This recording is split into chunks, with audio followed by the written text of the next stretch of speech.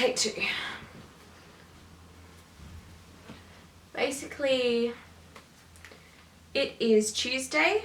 I am now 7 days and about 12 hours postpartum.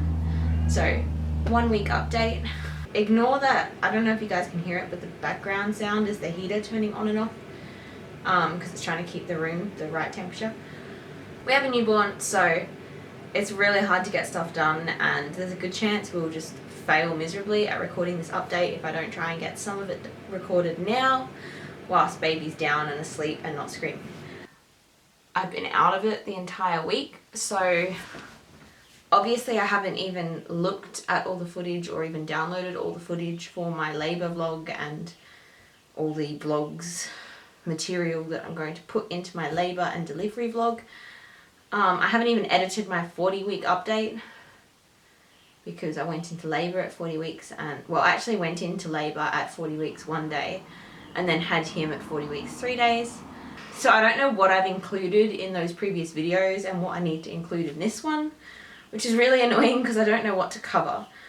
I've got a killer headache for some reason. After the birth, in the mad rush of things, I was so exhausted I can barely remember the majority of after the birth. I was literally falling asleep mid my sentences and mid people talking to me. I would just fall asleep for a couple of seconds. Last night and this morning was the first... 1 second. He hasn't slept until last night. He's basically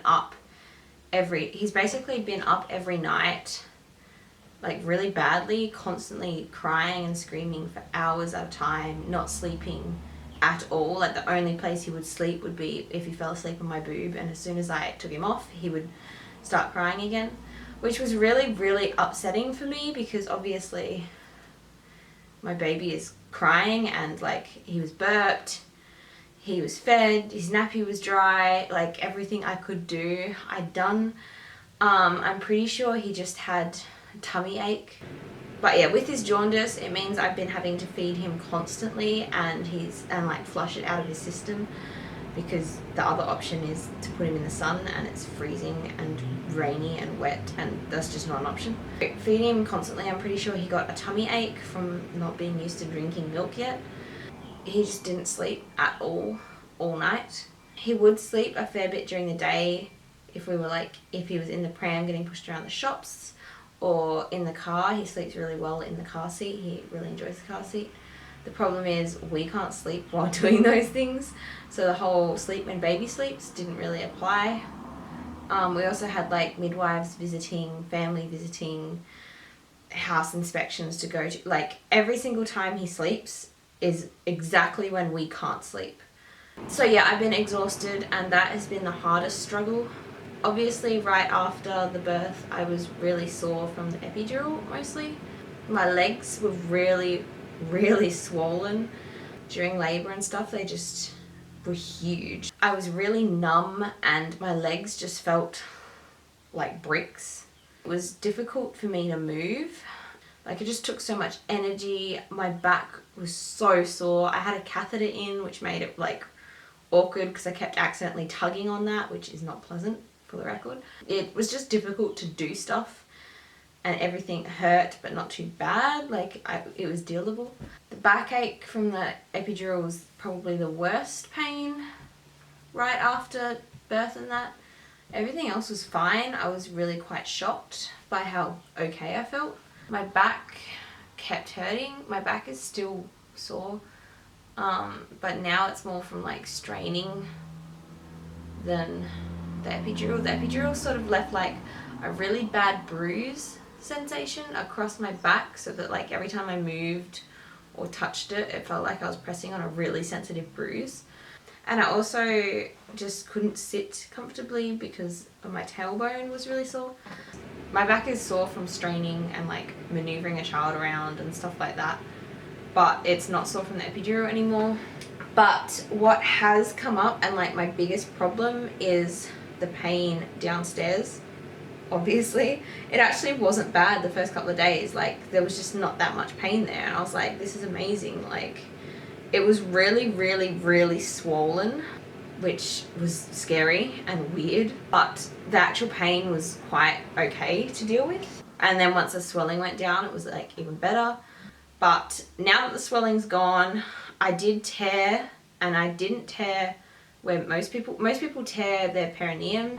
The doctor said I tore internally and it was a labial tear, so I don't know how that works, but basically it means that I can't do the usual trick of leaning forwards on the toilet to pee, because the pee gets in anyway and it stings so bad. I would honestly prefer to go through the pushing pain of labor again rather than peeing on the toilet. That's how bad it is and was. I couldn't even go to the toilet. I'd get to busting and I'd go to try, and the pain would be so unbearable. I just couldn't, my body would just seize up and I couldn't go. I messaged a friend of Luke's that has had a baby fairly recently. He just turned 1 this week. And I messaged her and asked if she had any ideas, and she basically was like, why don't you try filling up the bathtub and sitting in it and peeing in the bath? And I was like, you know what, I'm gonna give it a go. I know some people pee in showers and stuff, but I've just always hated that. But I'm desperate. So I filled up the bath and spent forever trying to convince my body to pee. It was the only way I could pee, and it's still the only way I can pee. It still burns. But at least I can go to the toilet now. It does mean that every single time I need to go to the toilet, I need to run a bath. We also don't have hot water, so that means turning the bath water on, boiling a kettle, having like the sounds of boiling water and running water whilst busting is terrible. And I'm sitting there like jigging up and down, waiting for a bathtub to fill up and then waiting for the hot water and the kettle to boil, which is not fun at 2 a.m. when your baby's screaming and you can't start breastfeeding until you've peed, because otherwise you'll not be peeing for another hour. And it's just really frustrating, and I can't wait to just be able to go to the toilet again. I've actually had no problems going number 2s. I've only really been once since birth, but that is normal for me. I don't feel too constipated. How do I say this stuff without being overly gross? My internal bones of my downstairs region are just like smashed and bruised and destroyed and so sore. It gets worse when I walk, when I go to the toilet. I can't sit like a normal person because I just put so much pressure down there, and it just is like I'm sitting on a bruise. Like when you've really badly hurt your tailbone, if you've done that before and you can't sit down, that's what it's like, but obviously a bit further forwards than your tailbone. As for my body postpartum, my belly is very flubby. It's sort of weird. It's like all pinchy and skin and blub. When I was pregnant, I always used to say how weird it was that Hayden always had a foot right here, like something sticking up here, and I was like, maybe it's a knee. My midwife thought it was a knee, but yeah, like we could always feel that there was something sitting there. And then he came out and there's still something sitting there, so now we're like, okay, it wasn't a baby, what is it? And I was like, oh, it's probably just like a chunk of thickened scar tissue or something. But now that I've felt it myself, it's way higher than my scar. It's above my belly button. So I don't know what it is, and I'm slightly concerned that it's like umbilical hernia or something, which can happen, by the way. Though it'd be funny if I got the umbilical hernia and not my newborn, which he doesn't have one by the looks of it. His belly button's doing pretty well at the moment. But anyway, my belly feels really weird. It's like you can literally poke it so far in. There's just all this room. As you can see, I still have my linea nigra. I don't know if you can see actually, but I'll show some close-ups of my belly.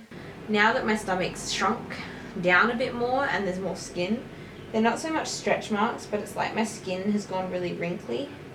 I had a baby. I'm allowed to have a gross looking stomach for a while. But it is cool that I can see my entire stomach. Like, it's been a long time since I saw this part of my stomach or anything below like here. Oh my gosh, I'm skinny. I don't know, it's hard to describe, but I used to have fairly skinny legs, but like muscle on my legs because I did stuff. But now it's like all the fat and swelling from my pregnancy has just disappeared, but the muscle's gone. So now my legs are just skinny sticks, for me anyway. I don't know, it's like I thought the fat would take forever to burn off because it's fat, but now I'm realizing there must have literally just been excess water retention and swelling that I didn't even notice because it was such a slow onset, if that makes sense. I'm not sure, but it's weirding me out, and I want my muscles back, like my calves. I want my calves back. If you have any questions about the post-birth stuff, comment them below. I also apologize because by the time you guys watch all these videos, it's probably going to be ages. I have not had a chance to even open my computer in the last week. So this is the longest period of doing stuff I've had. And I just wasted it sitting on the couch filming. That's it. I can't really think about what else to put in this video because I'm exhausted and I just had a baby, and baby is probably due for feed and about to wake up. So, cheers.